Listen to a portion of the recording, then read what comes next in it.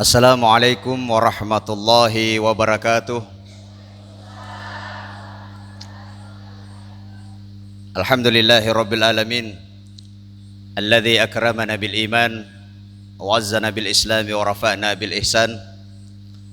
Ashhadu an la ilaha illallah wahdahu la syarikalah, syahadatan tunji qailuha minal azab. Wa asyhadu anna sayyidina Muhammadan abduhu wa rasuluhun nabiyul awwab, wa ala alihi wa sahbihi wa man tabi'ahu ila yaumil ma'ab. Amma ba'd. Bapak Ibu hadirin sidang jamaah maghrib yang dirahmati oleh Allah. Pertama-tama alhamdulillah, malam ini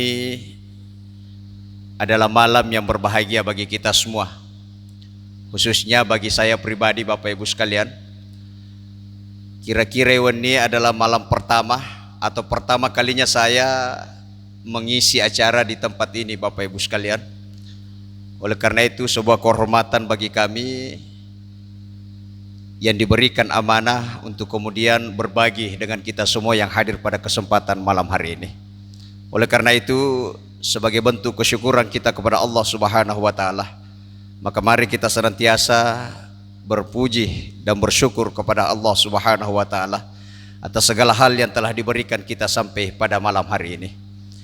Selanjutnya Bapak Ibu sekalian, kita juga tidak lupa mengirimkan salawat dan salam kepada junjungan Nabiullah Muhammad sallallahu alaihi wasallam, Nabi yang selama ini kita jadikan sebagai panutan, sebagai contoh teladan dalam kehidupan kita sehari-hari. Sebagai umat Islam, sudah sepantasnya kita berbangga Bapak Ibu sekalian menjadi bagian daripada umatnya Nabiullah Muhammad sallallahu alaihi wasallam. Mengapa demikian?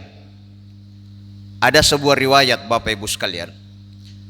Riwayat ini mengisahkan tentang Nabiullah Musa alaihissalam, yaitu Nabi Musa alaihissalam angkanang kawatu milodoangi loripuange, tetapi doanya ditolak oleh Allah.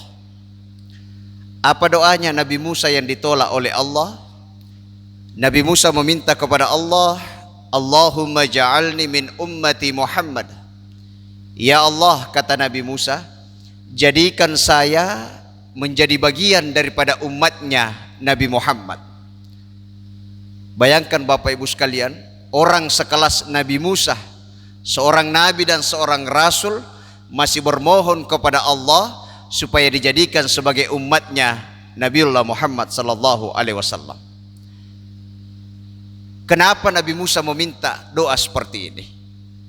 Dalam riwayat yang sama dikisahkan, ternyata kanang kawatu siruntui atau sidupai ya, Nabi Musa siba malaikat Jibril alaihissalam.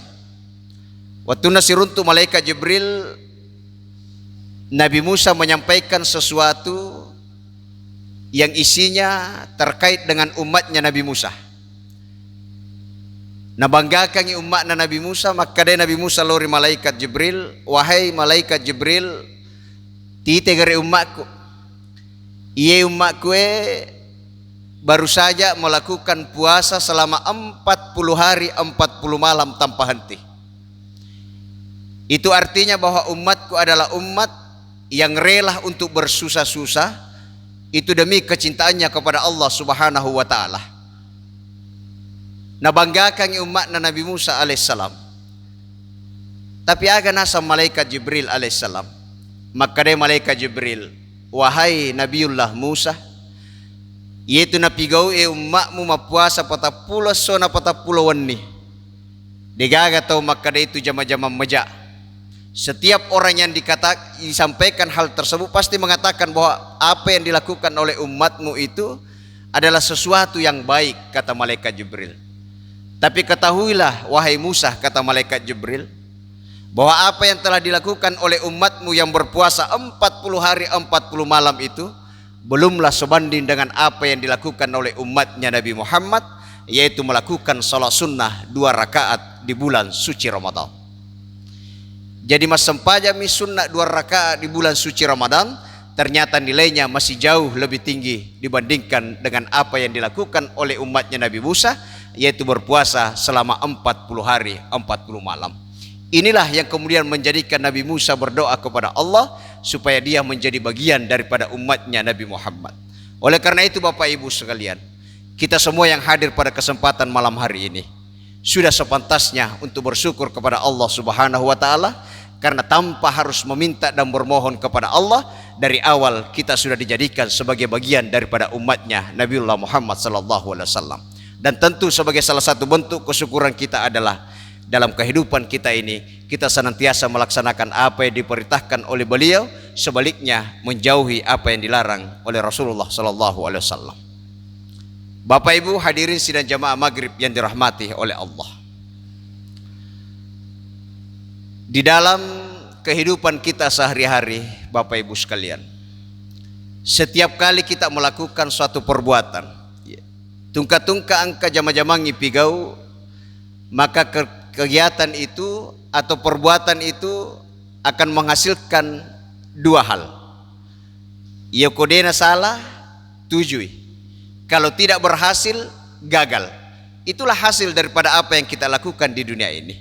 Tentu kuitane manaki, maka kita semua pasti akan menjawab bahwa kita menginginkan apa yang kita kerjakan itu berhasil semuanya. Tapi Bapak Ibu sekalian, kita ini sebagai manusia, bagaimanapun usaha yang kita lakukan, itu terbatas Bapak Ibu sekalian. Dalam Al-Quran dikatakan, wa ma utitu minal ilmi illa kalila. Usaha apapun yang dilakukan oleh manusia, berapa besar pengetahuan yang dilakukan oleh manusia, yang dimiliki oleh manusia, sesungguhnya Allah hanya memberikan kepada mereka itu sedikit saja. Oleh karena itu, yang banyaknya itu adalah tergantung daripada Allah Subhanahu wa taala. Oleh karena itu, kita harus terus meminta kepada Allah Subhanahu wa taala, atau yang kita sebut dalam keseharian kita adalah berdoa kepada Allah Subhanahu wa taala. Kita sayangkan Bapak Ibu sekalian, sampai hari ini sudah mulai muncul orang-orang atau kelompok-kelompok yang tidak mementingkan doa. Padahal itu keliru Bapak Ibu sekalian. Justru kita hidup ini bergantung pada doa. Berdasarkan ayat tadi, usaha kita ini, bagaimanapun usaha yang kita lakukan tanpa dibarengi dengan doa, kalaupun itu berhasil, maka usaha itu tidak akan mendapatkan berkah dari Allah. Sebaliknya juga, kalau kita hanya duduk berdoa meminta kepada Allah tapi tidak ada usaha yang kita lakukan, maka sangat susah untuk mendapatkan hasil daripada apa yang kita minta tersebut. Karena itu dalam hidup ini, dua hal ini tidak boleh kita pisahkan. Yang pertama berusaha, yang kedua adalah berdoa kepada Allah Subhanahu wa taala. Setiap manusia Pak sudah ditetapkan oleh Allah takdirnya. Dan kalau takdir itu sudah tertanam atau sudah datang dalam seseorang, maka pasti itu terjadi. Tapi apakah takdir itu bisa berubah? Bisa berubah itu kalau Allah menghendaki. Apa yang tidak bisa terjadi kalau Allah menghendaki? Contoh, tabe puimang, misalnya ya, wala contoh ke puimang. Puimang ini misalnya besok hari Kamis, beliau melo itama kopenrang. Menurut catatan takdir dari Allah, yero puima baja, ye kotame lo penrang, maka takdirnya adalah di tengah perjalanan nantinya, tabe bamotoro na puimang mak betui. Itu takdir. Akhirnya besok Pak Imam sebelum keluar ke kota Pinrang, dia berdoa kepada Allah, ya Allah mudahkanlah perjalananku, ya, berikanlah saya keselamatan dalam perjalanan. Beliau berdoa kepada Allah. Tapi dalam tengah perjalanan ini, karena itu adalah takdir, kira-kira Bapak Ibu sekalian, apakah ban motornya Pak Imam tetap meletus? Nah pura milodopu imang, apa itu tetap meletus Bapak Ibu sekalian? Tetap meletus. Kenapa? Karena itu adalah takdir Allah. Pertanyaannya adalah, dia itu terima doa na pu imang? Apa mak betul-betul? Tidak seperti itu Bapak Ibu sekalian. Doa itu adalah permintaan kepada Allah supaya kita bisa dimudahkan dalam setiap urusan. Jadi takdir Allah bisa terjadi, tapi di satu sisi doa juga bisa dikabulkan oleh Allah. Seperti kasusnya Pak Imam tadi, betul menurut takdirnya ketika beliau berangkat ke Pindrang itu, di tengah perjalanan ban motornya meletus. Ya. Tetapi di satu sisi iterima toy Pak doangan napu imang. Apa yang terjadi? Ban motornya Pak Imam meletus pas di depannya Pak tempel bang. Kita bayangkan nih coba nek ko palawangangi mak betul masih sefu imang. Tapi karena doanya diterima oleh Allah, maka ban motornya Pak Imam meletus pas di depannya presban. Itu adalah kemudahan yang diberikan oleh Allah. Jadi kita perlu mengingat bahwa tidak semua yang kita minta kepada Allah maka permintaan itulah yang diberikan oleh Allah. Tidak. Allah lebih tahu apa yang menjadi kebutuhan kita. Jadi kalau kita berharap harta, boleh jadi Allah tidak memberikan harta kepada kita, tetapi hal yang lain akan diberikan Allah kepada kita. Ud'uni astajib lakum, kata Allah, mintalah kepadaku, maka pasti saya akan memberikanmu, kata Allah. Hadirin sidang jamaah yang dirahmati oleh Allah. Hanya saja persoalannya Bapak Ibu sekalian, ternyata dena yang mananna tomillo doange lo ripuange iterima pak doanganna. Dalam sebuah hadis Rasulullah dikatakan, angka telu kelompok atau telu golongan manusia, kata Nabi, yang tidak diterima doanya oleh Allah. Mudah-mudahan kita tidak termasuk salah satu daripada tiga golongan ini. Siapa mereka yang tidak diterima doanya oleh Allah? Yang pertama kata Nabi, mudminu khamrin. Kelompok yang pertama yang tidak diterima doanya oleh Allah adalah kelompok orang-orang yang senang atau gemar mengkonsumsi yang namanya khamar. Agero khamar kalau menurut pengertian sekarang itu disamakan dengan yang namanya minuman keras.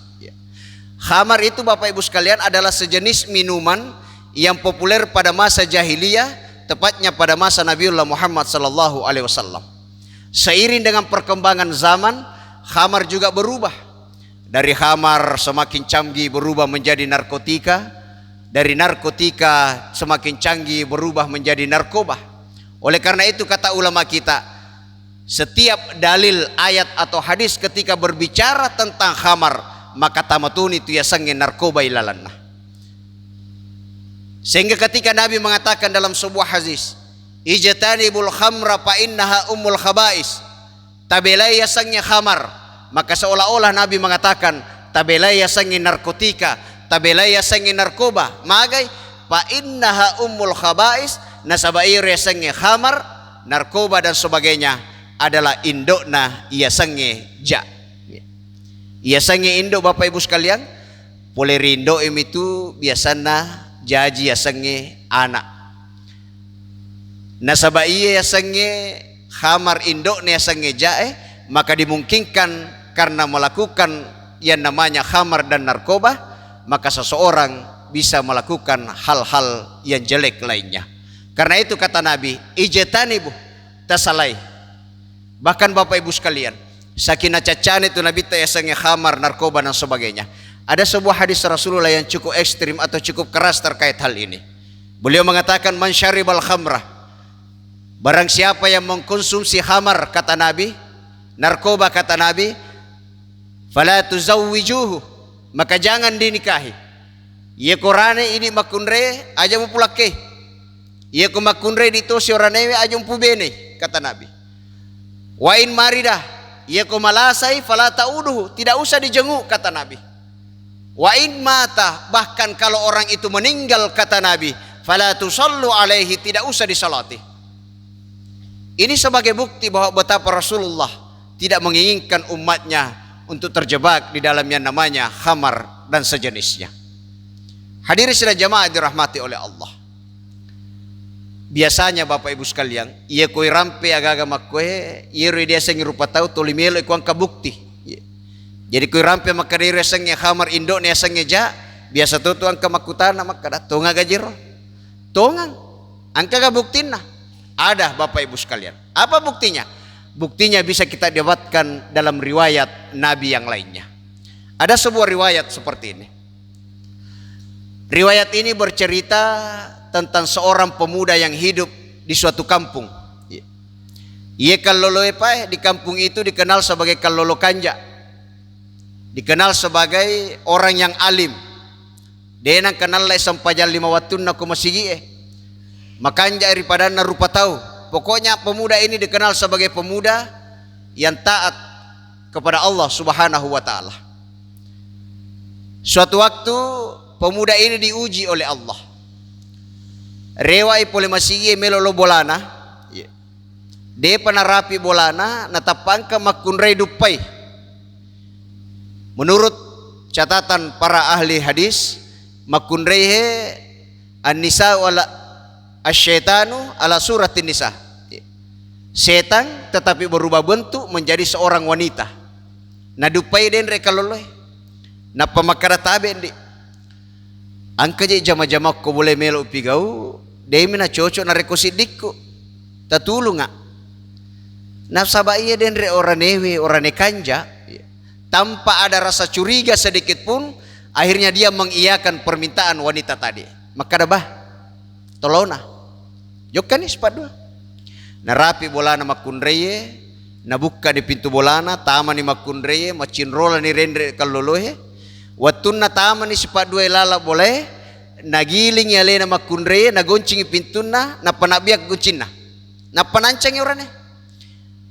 Nasapan mu pas saleh mu pole masuk pole ko boleh goraka supaya naturungi katau. Akhirnya apa kata pemuda ini? Maka dia kalau lohe aga pole wak dengi pigau supaya wak dengi asup pole ko boleh.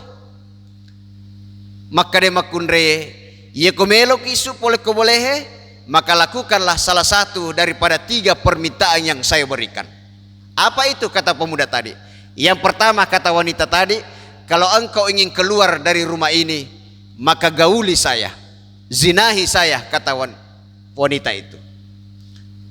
Mapikir kalau loy Bapak Ibu sekalian. Ilalang atina makada iya kuye jama-jamang yu pigau pertama, saya melakukan maksiat. Yang kedua, saya melibatkan orang lain. Nah sahabat tokanja Bapak Ibu sekalian, dia na melok kuang kana pigau anuja, angka tolain nalibatkan. Karena ini melibatkan wanita tadi, kata pemuda ini dalam hatinya, sehingga dia tolak permintaan yang pertama. Nah tolak.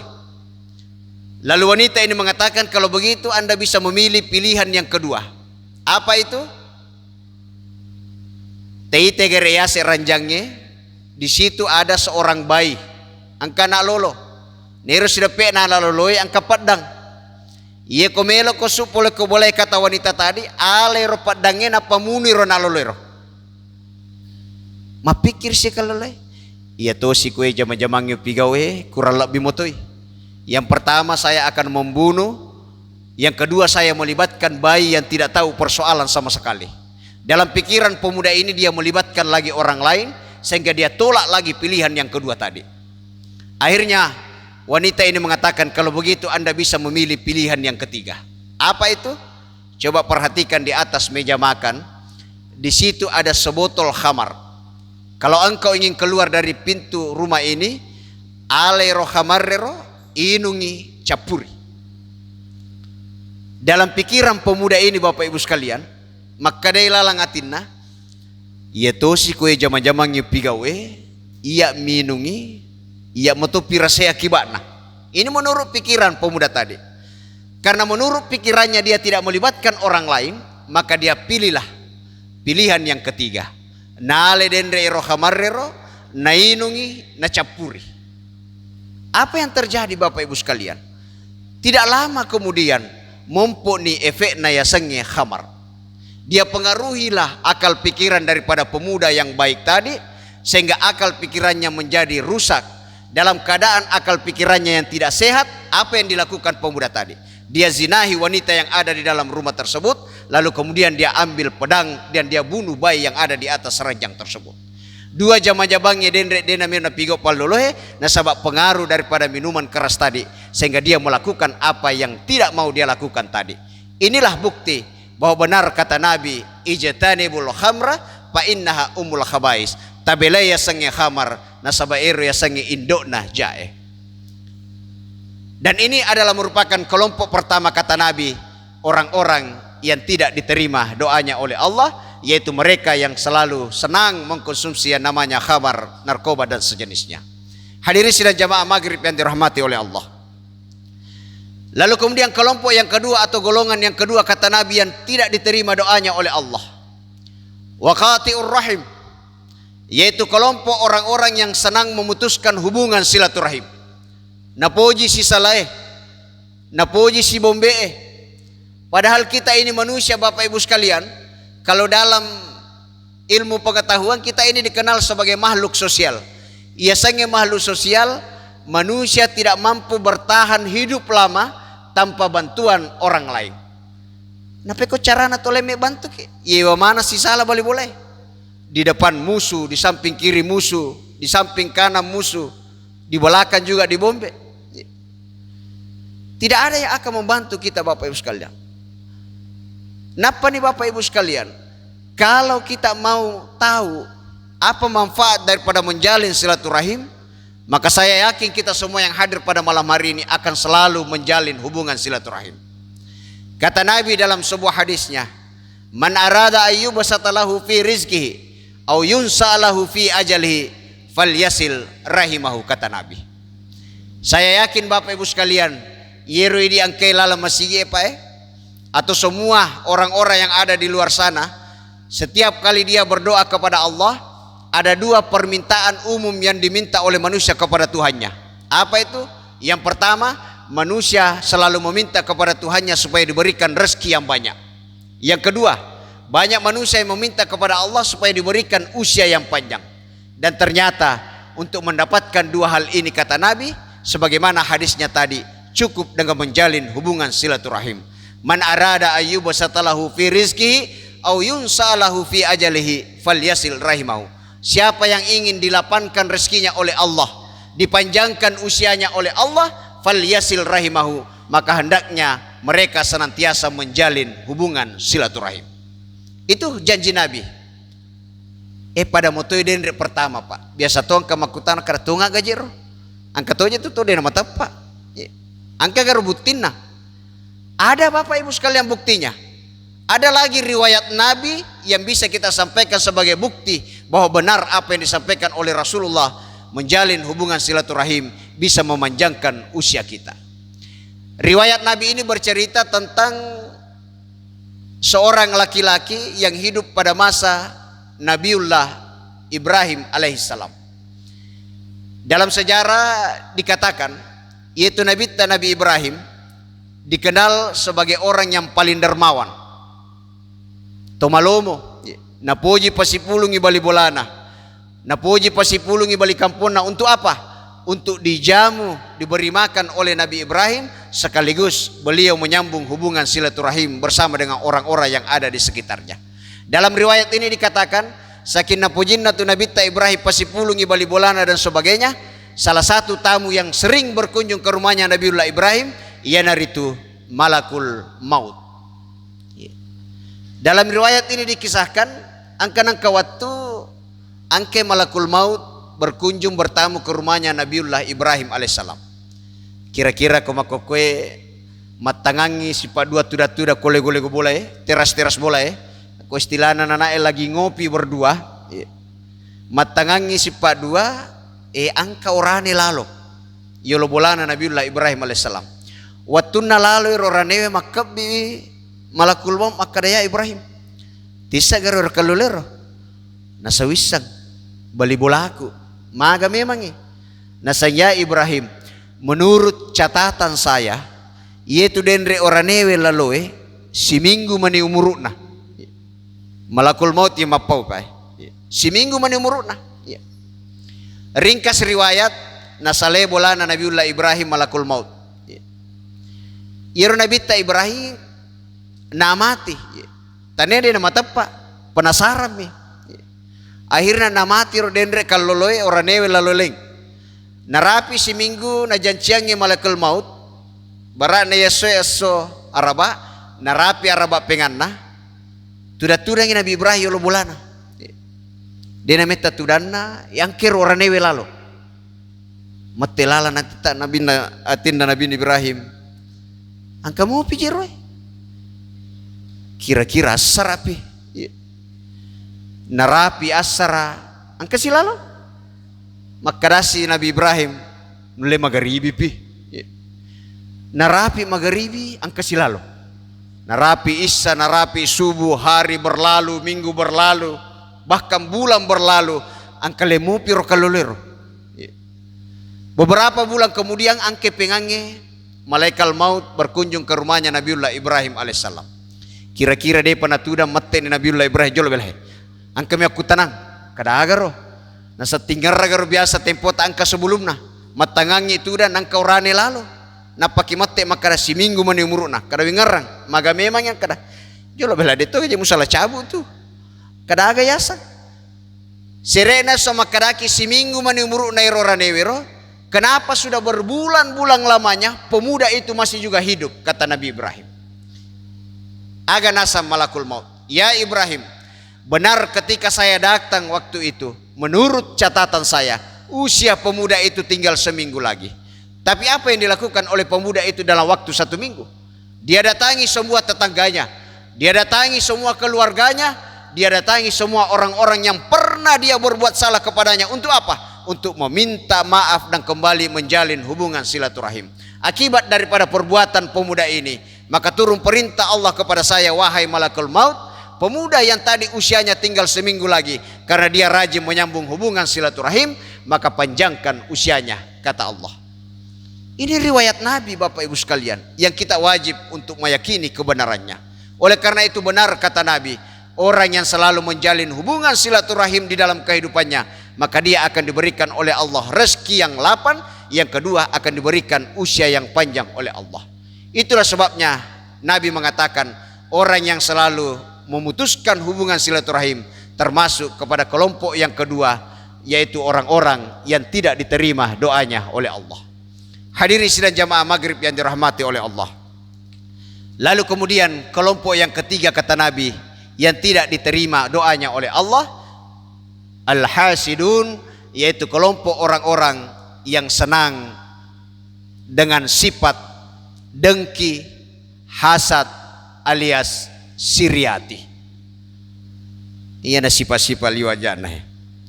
Yaitu na puji sini na rupa tau. Kegaya sang siriati Bapak Ibu sekalian. Ia sangi siriati manyaman nyawana narekomite to lainnya masusah.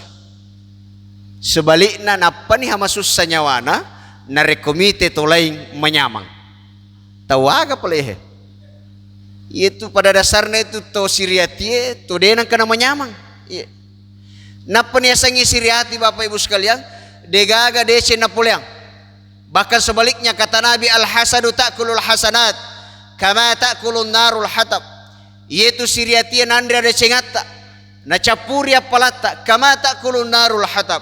Ibaratnya seperti api yang membakar kayu yang kering. Mage tita pak masih tak tu capu ajue. Artinya apa? Semakin sering kita berbuat iri hati kepada orang lain, maka semakin banyak kebaikan dan pahala kita yang akan terkikis gara-gara sifat iri hati tersebut.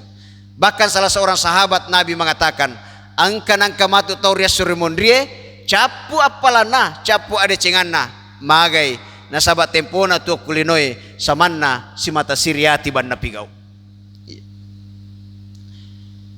Dalam hadis yang lain juga dikatakan bahwa ternyata yasangi siriati Bapak Ibu sekalian itu termasuk salah satu daripada 3 sifat kata Nabi yang merupakan indokna yasangi kesalahan.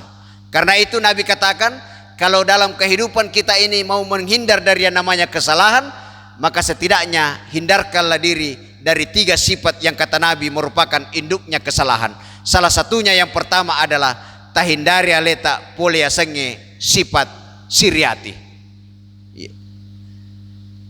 Persoalannya kemudian egan namaro sifat-sifat aja lainnya magi na telu misipa na rampe nabita sebagai induk na kesalahannya. Tentu ang kasabana. Yang pertama adalah iri hati. Sebabnya kenapa Nabi masukkan sebagai salah satu daripada 3 induk kesalahan? Salah satu sebabnya kata Nabi, nasaba gara-gara siriatimi. Gara-gara siriatimi sehingga pertama kalinya dalam sejarah kehidupan manusia terjadi yang namanya pembunuhan. Jadi pembunuhan terjadi sejak manusia diciptakan di dunia ini pertama kalinya terjadi Nasabari gara-gara Siriati. Peristiwa ini kemudian dikenal dengan nama peristiwa Habil dan Qabil, yaitu peristiwa terbunuhnya anak Adam alaihissalam. Saya ingin kisahkan sedikit. Dalam sejarah Al-Quran dan riwayat-riwayat lainnya dikatakan bahwa ketika Nabi Adam diciptakan di dunia ini, Bapak Ibu sekalian, dia itu natapai jajia Siti Hawa dek. Menurut riwayat dikatakan Siti Hawa Allah baru ciptakan untuk menjadi pendamping Nabi Adam itu setelah Nabi Adam hidup sendirian di dunia ini kurang lebih selama 100 tahun lamanya. Jadi kamu pejomblo tidak usah khawatir. Apa itu Nabi Adam 100 tahun menjomblo, baru kemudian Allah ciptakan Siti Hawa alaih mendampingi beliau. Nah, waktu janji Siti Hawa menjadi pendamping atau sekaligus menjadi istrinya Nabi Adam alaihissalam, dia itu natapialengnya senge keturunan atau anak. Allah baru berikan mereka keturunan itu setelah mereka hidup bersama sebagai suami istri kurang lebih selama 90 tahun lamanya. Jadi kau angkat kumehe dia paga anakna aja mutu masilang. Karena ada kasus juga pada zaman Nabi Adam, beliau baru diberikan keturunan itu setelah hidup 90 tahun lamanya bersama dengan Siti Hawa.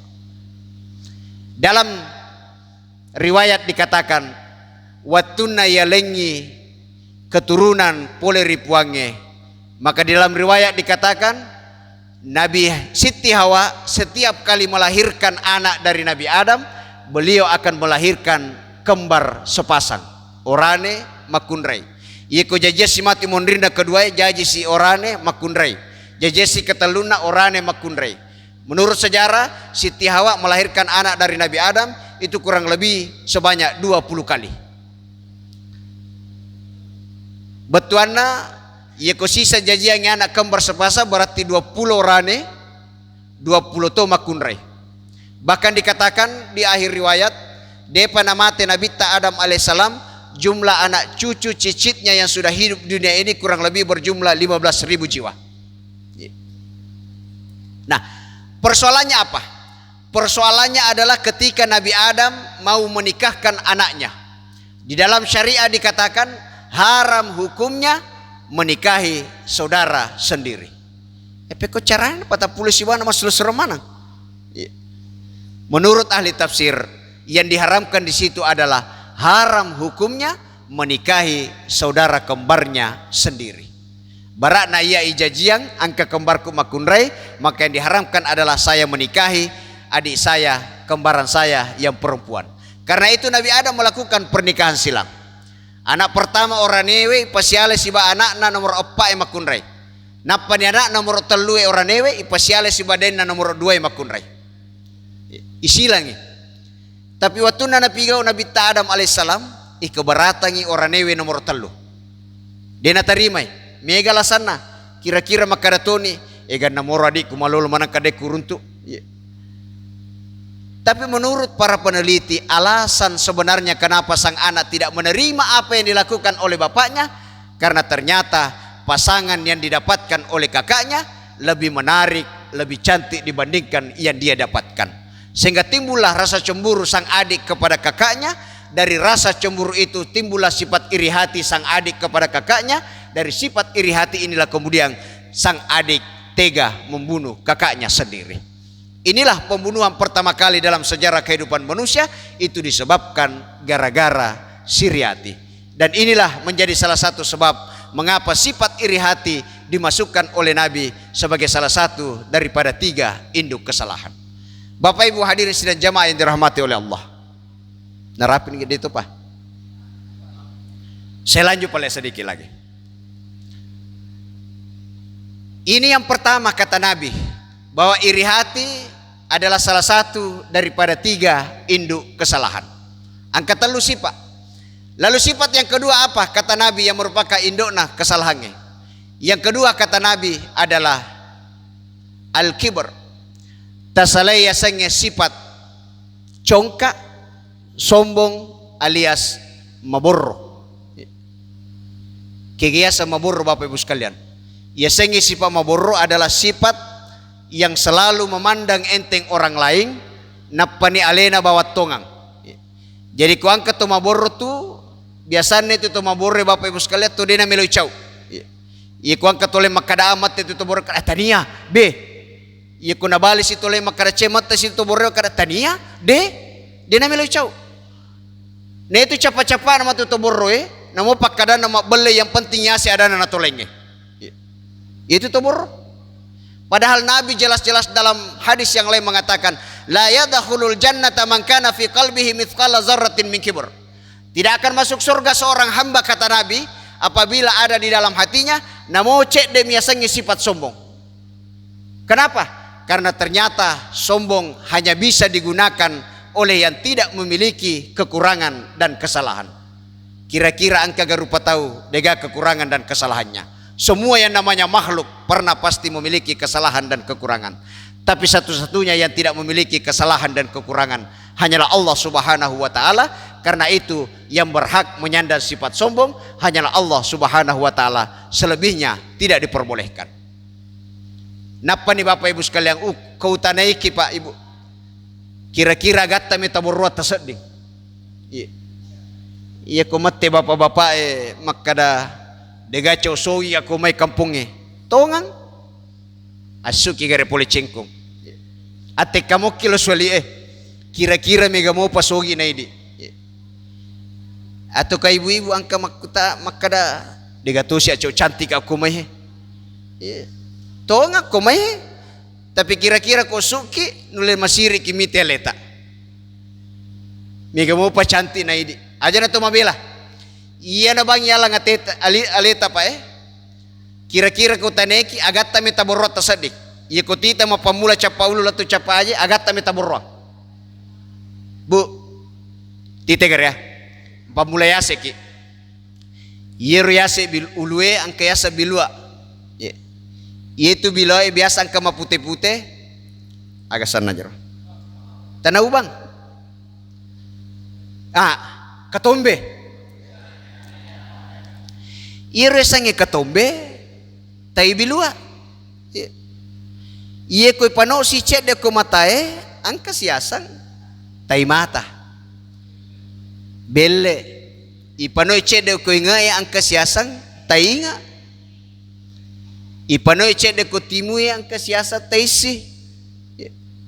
Tapano si gare cek de ko lenge angka siasang realong. Mabela-bela cede no angka sa teposi.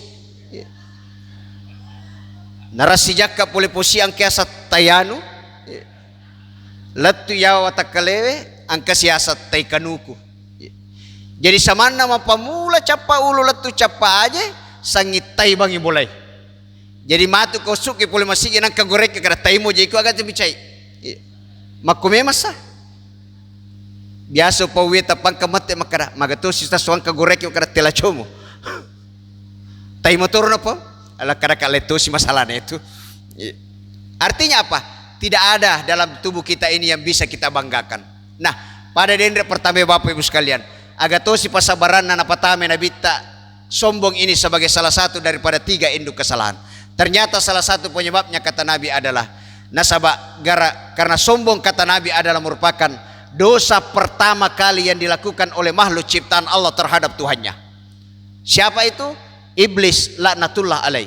Dalam Al-Quran kita bisa melihat sebelum Adam diciptakan sebagai manusia pertama di dunia ini, angka memang makhluk sebelumnya.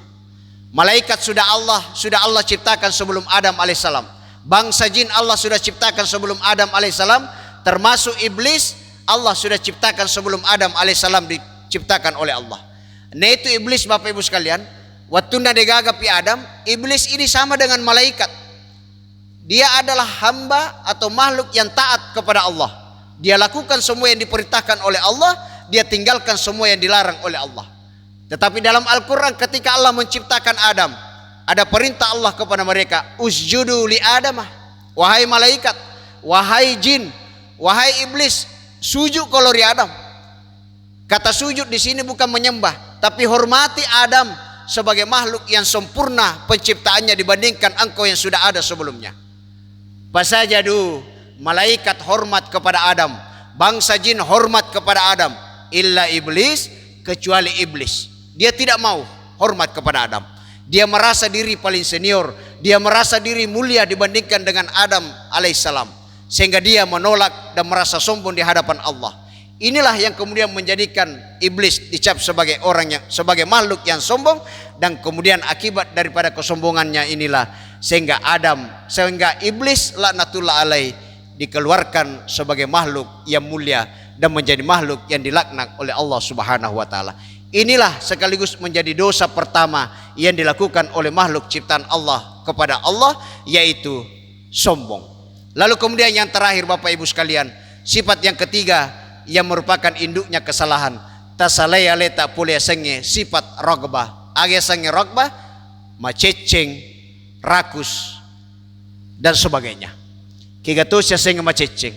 Yakinlah Bapak Ibu sekalian, ye ko angka sifat maceceng ilalang atina sidi rupa tahu, ye tu tahu to makuras syukuruna. Baka boleh jadi tu maceceng tu denang kana syukur. Tita negara tu maceceng. Ya lengi tahu si di meloi dua. Ipagenakan dua melo itelu, isurongan itelu melo oppa, na itu capa-capa nama tu macecenge, namu matu tawana tolenge nalato. Padahal Nabi dalam hadisnya yang mengatakan ar-raghbatu minasyu'mi, yaitu tuwa cipa macecenge suatu waktu akan ditimpa yang namanya kesialan. Tita ni makakepai. Contoh misalnya para koruptor yang dianggap sebagai orang yang maceceng, apa namu tawana tolenge nalato. Apa yang terjadi? Banyak yang sudah ditimpa kesialan, ada yang sudah ditangkap tangan, ada yang sudah dipenjara dan sebagainya. Yakinlah hadis ini mengatakan bahwa siapapun yang macecen dalam hidupnya, dia pasti akan ditimpa yang namanya kesialan. Tinggal menunggu waktu saja, kata Nabi. Nah, seperti halnya yang dua sifat tadi, agato sifat sabaran dan apatami Nabi tak macecen sebagai salah satu daripada tiga induk kesalahan. Salah satu penyebabnya kata Nabi nasabak gara-gara macecen mi, sehingga Nabi Adam alaihissalam beserta dengan istrinya Siti Hawa dikeluarkan dari dalam surga. Biasa tuh tengkalinya Pak, bahwa ketika Nabi Adam diciptakan, lalu kemudian diciptakan Siti Hawa, mereka berdua ditempatkan dalam satu tempat yang namanya surga. Biasanya surga menurut gambaran kita, angka mana nih sinanya menyamangi lalang, bahkan lebih nikmat daripada kenikmatan yang kita rasakan di dunia ini. Dan semua itu kata Allah halal digunakan oleh mereka berdua, halal dimakan oleh mereka berdua, kecuali dalam surga itu ada satu pohon yang dilarang oleh Allah untuk didekati oleh keduanya.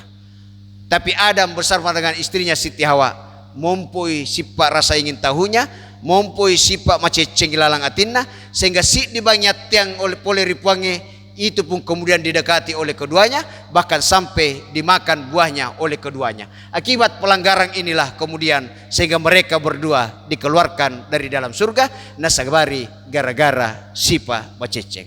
Bapak Ibu hadirin sidang jamaah maghrib yang dirahmati oleh Allah, oleh karena itu kita semua yang hadir pada kesempatan malam hari ini, mudah-mudahan kita dihindarkan oleh Allah setidaknya dari tiga golongan manusia yang ditolak doanya oleh Allah. Yang pertama, kita dijauhkan oleh Allah dari kelompok orang-orang yang senang gemar mengkonsumsi yang namanya khamar dan narkoba. Yang kedua, kita dijauhkan juga dari Allah daripada orang-orang yang senang memutuskan hubungan silaturahim. Dan yang ketiga, kita juga dijauhkan oleh Allah dari yang namanya golongan orang-orang yang senang melakukan sifat iri hati. Kalau tiga golongan manusia ini bisa kita hindarkan dalam sisa kehidupan kita, maka insya Allah segala doa yang selama ini kita minta kepada Allah akan dikabulkan dan diijabah oleh Allah Subhanahu wa taala. Amin ya rabbal alamin. Mudah-mudahan apa yang kami sampaikan pada kesempatan malam hari ini senantiasa mendapatkan ridha dari Allah Subhanahu wa taala, dan kita bisa melaksanakan dalam sisa kehidupan kita ke depannya insyaallah. Terima kasih atas perhatiannya. Mohon maaf atas segala kekurangan. Wallahul muwaffiq ila aqwamit thariq, ilallahi turja'ul umur. Wassalamualaikum warahmatullahi wabarakatuh.